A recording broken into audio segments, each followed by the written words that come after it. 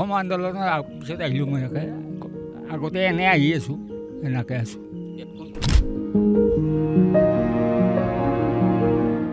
এইদৰে বাস কৰিছে পিতা পুত্ৰই দুৰ্বিহ জীৱন।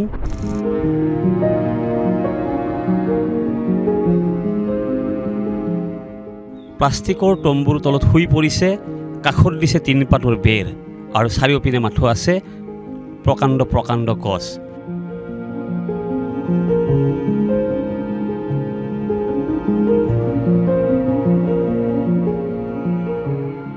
নিশা হ'লে কিহৰ পৰত থাকে আপুনি?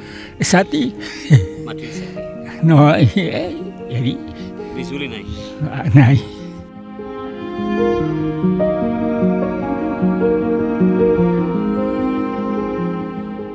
আচলতে বীৰেন বৰ্মন যিগৰাকী ব্যক্তি 50 বছৰ আগতে এই মাটিটুকুৰাত উপস্থিত হৈছিল।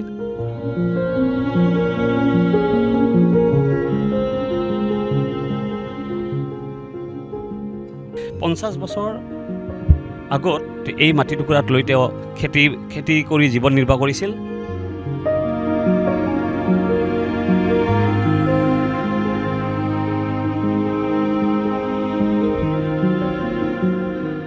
প্ৰধানমন্ত্ৰীয়ে মাজে মাজে কৈছে যে ডিজিটেল ইণ্ডিয়া, এইখনেই ডিজিটেল ইণ্ডিয়াৰ এটা সুন্দৰ ছবি।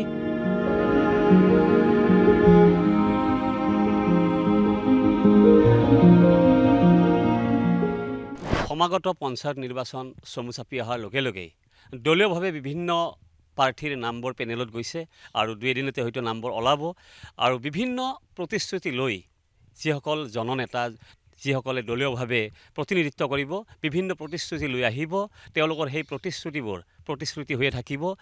ওলে সপোন দেখুৱাব ভোটাৰৰ ওচৰলৈ আহি যে আপোনাৰ যি সমস্যাৰ সমাধান আমি কৰিম, আপুনি মাথো আমাক ভোট দিয়ক। এইদৰেই পঞ্চায়তবিলাকত এই কৰ্মবোৰ চলি আহিছে। আৰু আজি আমি উপস্থিত হৈছোঁ নলবাৰী জিলাৰ 35 নম্বৰ ধৰ্মপুৰ গাঁও পঞ্চায়তৰ কানাইখুন্দা জানৰ দাঁতি কাষত। ইয়াত মাথো আছে চাৰিওপিনে গছ, চৰাইৰ কিৰিলি।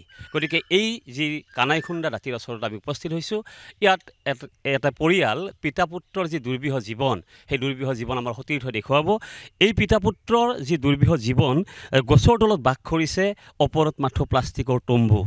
এইদৰেই বিকশিত অসমৰ মাননীয় মুখ্যমন্ত্ৰী হিমন্ত বিশ্ব শৰ্মা ছাৰৰ যিখন চৰকাৰ, এই চৰকাৰৰ বিকশিত অসমৰ এয়া নমুনা। এইদৰে বাস কৰিছে পিতা পুত্ৰই দুৰ্বিহ জীৱন। প্লাষ্টিকৰ তম্বুৰ তলত শুই পৰিছে, কাষত দিছে তিনিপাতৰ বেৰ আৰু চাৰিওপিনে মাথো আছে প্ৰকাণ্ড প্ৰকাণ্ড গছ। এইদৰে চলিছে অসমৰ বিকশিত এই অসম। প্ৰধানমন্ত্ৰীয়ে মাজে মাজে কৈছে যে ডিজিটেল ইণ্ডিয়া, এইখনেই ডিজিটেল ইণ্ডিয়াৰ এটা সুন্দৰ ছবি। এয়া জ্বলন্ত উদাহৰণ আমি দেখুৱাইছোঁ। আমি এই সতীৰ্থই দেখুৱাই আহিছে এইদৰে যি পিতা পুত্ৰই জীৱন নিৰ্বাহ কৰি আহিছে। আচলতে বীৰেন বৰ্মন যিগৰাকী ব্যক্তি 50 বছৰ আগতে এই মাটিটুকুৰাত উপস্থিত হৈছিল। নলবাৰী জিলাৰ বেলচৰ গাঁৱত তেখেতে জন্মগ্ৰহণ কৰিছিল। তাৰপিছত 50 বছৰ পিছত আমি তেওঁৰ ওচৰলৈকে যাম। 50 বছৰ আগত এই মাটিটুকুৰাত লৈ তেওঁ খেতি কৰি জীৱন নিৰ্বাহ কৰিছিল। মই তেওঁৰ ওচৰত গৈছোঁ। কিমান বছৰ হৈছে আপুনি এইদৰে ইয়াত বসবাস কৰাৰ? এতিয়া 60 বছৰমানে হ'ল মোৰ। এই অসম আন্দোলনৰ পিছত আহিলোঁ মই আগতে এনে আহি আছোঁ এনেকৈ আছোঁ। ইয়াত কোন কোন আছে আপোনালোকৰ? এতিয়া আমি 3জন আছোঁ। কোন কোন? এটা আমি ল'ৰা দুটা আৰু মই আছোঁ। মাকনো মাৰা গৈছে। তাৰমানে গোটেইকেইজনে খেতি বাতি কৰি খাই আছে? খেতি বাতি এতিয়া আমাৰ। নিশা হ'লে কিহৰ পৰত থাকে আপুনি? ছাতি মাটিৰ ছাতি নহয়, হেৰি বিজুলী নাই নাই। আগৰ সভাপতি কিবা কৈছেনে আপোনালোকৰ? নাই, আকৌ কোৱা নাই। হেৰিকেইটা আপুনি ঘৰৰ কাৰণে আবেদন কৰা নাই? মই কৰা নাছিলোঁ, আকৌ হেৰি কৰা নাই। তেওঁলোকে কৈছিল কিবা এটা কৰিম বুলি, আকৌ হোৱা নাই আজিকালি। এইদৰে পাৰ কৰি সেইটো তেওঁলোকৰ এইটো হেৰি কৰা। ইয়াত আপুনি যে মানে ধৰক পানীটো ক'ৰ পৰা ব্যৱহাৰ কৰে? পানী আমাৰ দমকল আছে, দমকলৰ পৰা আনো। কৃষকৰ পইচা পায়নে আপুনি? সেইটো মই নিজে কৰা নাই সেইবিলাক। কৰিলেও কাম নহয়। হয়, এইদৰে জীৱন নিৰ্বাহ কৰিছে তেখেতৰ আমি মুখেৰে আমি সকলো শুনিছোঁ। আমাৰ এই যিসকল নিউজ প্লাছ চাই আছে তেখেতসকলে শুনিছে তেখেতৰ মুখেৰে। এইদৰে জীৱন নিৰ্বাহ কৰি আহিছে এই ঘৰটিত। আচলতে তেওঁলোকৰ বিজুলী বাতিৰ পোহৰ নাই, তেওঁলোকে চাকিৰ পোহৰত নিশাটো পাৰ কৰে।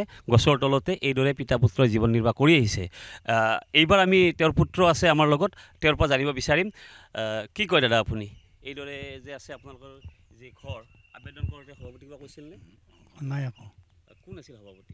সভাপতি সুভাষ বৰ্মন। পঞ্চায়তখনৰ নাম কি? পঞ্চায়ত মাছকুচিৰ ৩৫ নম্বৰ পশ্চিম ধৰ্মপল্লী কি? কি কৈছে তেখেতে ঘৰ হ'ব বুলি কৈছে কোৱা নাই নেকি? ঘটনাটো হ'ব বুলি কৈছিল। তাৰমানে এই যোৱা 5 বছৰত তেখেতে কৈছিল আজিলৈকে আকৌ নাই। আপুনি কি কয় আমাৰ মাননীয় যিগৰাকী জনপ্ৰতিনিধি চন্দন পাটোৱাৰী ছাৰ তেখেতক কি কয়? তেখেতক কি আপুনি অনুৰোধ কৰে? তেওঁকো কৈছিল দিব বুলি।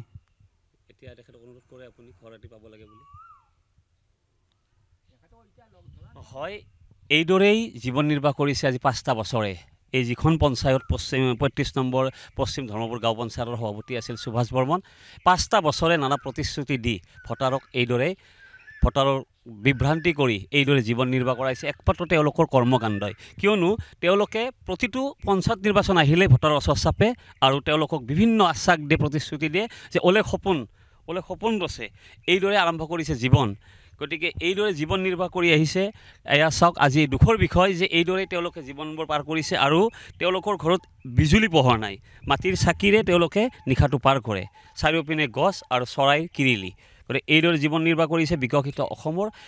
ইয়াতকৈ আৰু যদি আমি ক'ব যাওঁ তেওঁলোকৰ আচলতে পিতা পুত্ৰই যি কৃষকৰ যি নিধি আচলতে কৃষকৰ PM কিষাণ নিধিৰ যি ধন সেই ধনো লাভ কৰিবলৈ সক্ষম হোৱা নাই। যিগৰাকী পিতৃ 60 বছৰ পাৰ হৈ গ'ল তাৰপিছতে তেওঁ পেঞ্চন পোৱা নাই। এইদৰেই চলিছে অসমৰ বিকশিত অসমৰ এয়া নমুনা। যিকোনো খবৰৰ বাবে যোগাযোগ কৰক 7099017330 লগতে 7099017110 নম্বৰত।